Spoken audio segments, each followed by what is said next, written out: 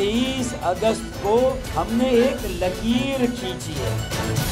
हमारी जान देने से उनकी तसल्ली होती है, तो चले हम इसके लिए भी तैयार हैं। हमने फारूक सत्तार ने -1 फार्मूले की तौसीक कर दी, कायद को साहब कहकर मुखातिब किया और खुलकर इजहार लाताल्लुकी कर दिया।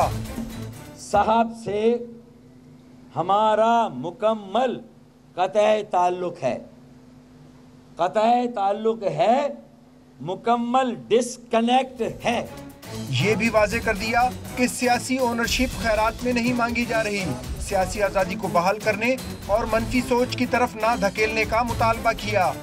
MQM की सियासी फ्रीडम, MQM की पॉलिटिकल फ्रीडम पर जो पाबंदी है या बंदिश है गैर एलानिया, गैर आईनी, उसे अब ख़त्म होना चाहिए। दावा किया कि MQM पाकिस्तान के कराची में मिस्मार किए गए दफातर कानूनी हैं और इनकी तमाम दस्तावेजात मौजूद हैं। उन्होंने दफातर मिस्मार किए जाने की टाइमिंग पर भी सवाल उठा दिया। ख्वाजा इजहारुल हसन ने गिरफ्तार खवातीन की रिहाई की अपील की। सबसे अपील करता हूँ कि खुदा के लिए, ये उसी MQM पाकिस्तान का हिस्सा है जिसने आपसे माफ़ी मांगी है, जिसने मुस्तरद किया बयान। इनको छोड़ दें, इनको छोड़ दें। हम माजरत लिखने तैयार हैं, हम गारंटी देने तैयार हैं।